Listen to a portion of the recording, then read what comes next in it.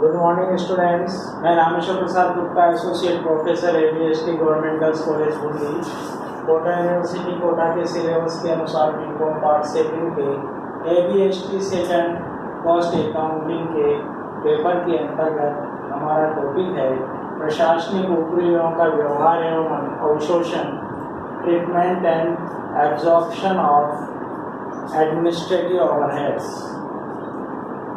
तो लागत लेखांकन के अंतर्गत हमने direct material, direct wages, direct expenses से जो प्राइम कॉस्ट बनता है उसका व्यवहार बढ़ा है। प्राइम कॉस्ट में हम जैसे ही वर्क्स ओवरहेड जोड़ते हैं तो हमें वर्क्स कॉस्ट यानी कि फैक्ट्री कॉस्ट याद हो जाती है, कारखाने में उत्पादन तक की लागतें याद हो जाती है, और फिर उसके बाद हम प्रशासनिक ऊपरी व्यय का व्यवहार करते हैं, ट्रीटमेंट ऑफ एडमिनिस्ट्रेटिव ओवरहेड, और फिर उनका अवशोषण करते हैं, उत्पादन के ऊपर चार्ज करते हैं। तो प्रशासनिक ऊपरी व्ययों को, एडमिनिस्ट्रेटिव ओवरहेड को हम तीन तरीके से ट्रीटमेंट कर सकते हैं। पहला तरीका यह है कि उत्पादन एवं विक्रय एवं वितरण विभागों के अनुवादन कि प्रशासनिक ऊपरी व्यय से न तो किसी वस्तु का उत्पादन होता है और न तो ये उत्पादन से संबंधित होते हैं, न विक्रय से संबंधित होते हैं। ये केवल कार्यालय के खर्चों से संबंधित होते हैं। अतः इनको विभिन्न उत्पादन विभागों में और विभिन्न विक्रय वितरण विभागों में, उत्पादन के सभी विभाग और विक्रय वितरण के सभी विभागों में एक निश्चित अनुपात में विभाजित कर देते हैं, ताकि ये उत्पादन के ऊपर जो चार्ज होंगे वो वर्क्स ओवरहेड के रूप में चार्ज हो जाएंगे, और विक्रय एवं वितरण के रूप में जो चार्ज होंगे वो विक्रय विभागों में से लेकिन डिस्ट्रीब्यूशन ओवरहेड के रूप से चार्ज हो जाएंगे। तो पहला ट्रीटमेंट ये हो सकता है। दूसरा ट्रीटमेंट है कि हम इसको सीधे पोस्टिंग P&L अकाउंट में ले जाएं, यानी कि उत्पादन के ऊपर चार्ज नहीं करें, क्योंकि न उत्पादन से संबंधित होता है न विक्रय से संबंधित होता है। अतः इसको हम सीधे पोस्टिंग P&L अकाउंट से चार्ज करें, पोस्टिंग P&L अकाउंट में डेबिट कर दें। किंतु कुछ लोगों का मत है कि इससे वस्तु की उत्पादन लागत कम आएगी, अतः वो संस्था के उत्पादन के विक्रय मूल्य के निर्धारण के लिए सही नहीं है। अतः ये व्यवहार तो हो सकता है, किंतु इसकी कुछ आलोचनाएं हैं। और सबसे सर्वश्रेष्ठ तरीका तो यही है कि प्रशासनिक ऊपरी व्यय को लागत की एक पृथक मद के रूप में जोड़ना चाहिए, यानी कि लागत की एक पृथक मद बनानी चाहिए एडमिनिस्ट्रेटिव ओवरहेड, और फिर उसको उत्पादन की इकाइयों के ऊपर या उत्पादन के ऊपर चार्ज करना चाहिए, अवशोषित करना चाहिए कि पिछली अवधि में किस हिसाब से लगे हैं उसके एक अवशोषण दर निकाल करके, प्रशासनिक ऊपरी व्ययों की अवशोषण दर निकाल करके, और फिर हम आगामी उत्पादन के ऊपर, आगामी अवधि के उत्पादन के ऊपर, या किसी अनुमानित उत्पादित इकाइयों के ऊपर, या किसी जॉब के ऊपर, या किसी एक्टिविटी के ऊपर, या किसी टेंडर कार्य के ऊपर चार्ज कर सकते हैं।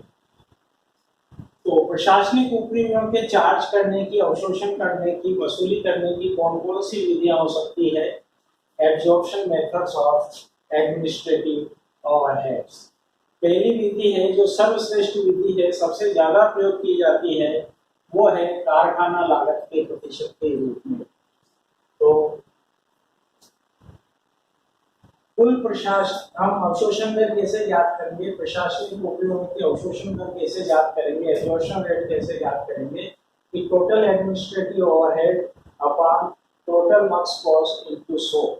तो जितने भी प्रशासनिक उपरी व्यय पिछली अवधि में हुए हैं वो, और पिछली अवधि की कारखाना लागत कितनी रही है, यानी कि प्राइम को डायरेक्ट मटेरियल, डायरेक्ट वेजेज और डायरेक्ट एक्सपेंसेस जोड़ने से जो प्राइम कॉस्ट आती है, उस प्राइम कॉस्ट में भी फैक्ट्री ओवरहेड्स यानी कि कारखाने के खर्चे ऊपरी व्यय जोड़ने के बाद जो कुल फैक्ट्री कॉस्ट आती है, टोटल फैक्ट्री कॉस्ट, उस कुल कारखाना लागत का भाग देकर के इनको 100 करेंगे, तो हमें कारखाना लागत के ऊपर प्रशासनिक ऊपरी व्यय कितने प्रतिशत होंगे ये अवशोषण दर ज्ञात हो जाएगी, जिससे हम आगामी उत्पादित इकाइयों के ऊपर अवशोषित कर सकते हैं, चार्ज कर सकते हैं।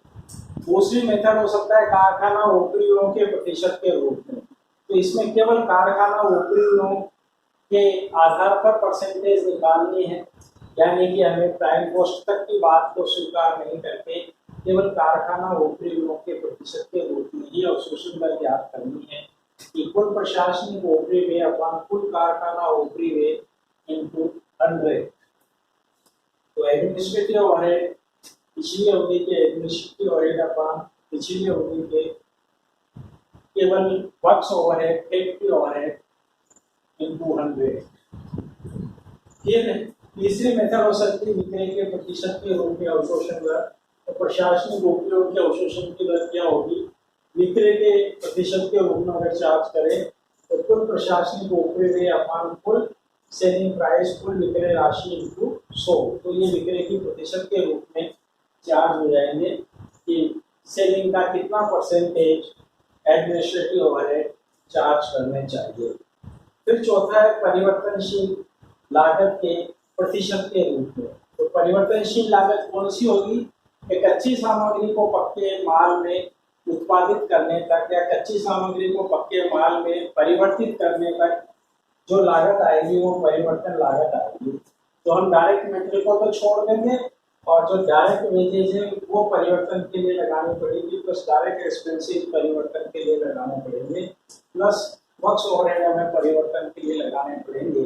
तो परिवर्तन लागत कन्वर्जन कॉस्ट का मतलब है direct wages plus direct expenses plus works overhead. इस तरह परिवर्तन लागत ज्ञात कर लेंगे और परिवर्तन लागत के आधार पर हम प्रतिशत निकालेंगे प्रशासनिक उपरिव्ययों की अवशोषण दर। तो कुल प्रशासनिक ऊपरी व्यय अपॉन कुल परिवर्तन लागत इंटू 100। तो हमें परिवर्तन लागत के आधार पर प्रशासनिक ऊपरी व्यय चार्ज करने की, अवशोषित करने की दर ज्ञात हो जाएगी। और फिर पांचवी विधि आती है उत्पादित प्रति इकाई के रूप में अवशोषण दर किस प्रकार ज्ञात करेंगे, प्रशासनिक उपरिव्ययों की अवशोषण दर। तो कुल प्रशासनिक ऊपरी व्यय अपॉन कुल उत्पादित इकाइयों की संख्या। तो जैसे कि हमें कुल प्रशासनिक ऊपरी व्यय 50,000 रुपये है और कुल उत्पादित इकाइयां 10,000 है, तो एक इकाई के ऊपर 5 रुपये प्रशासनिक ऊपरी व्यय, एक इकाई के उत्पादन के ऊपर 5 रुपये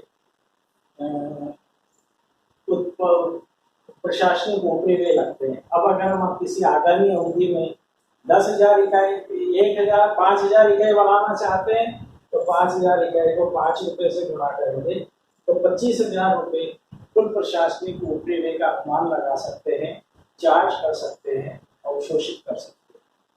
तो ये थी प्रशासनिक उपरिव्ययों के व्यवहार एवं अवशोषण का वर्णन। धन्यवाद।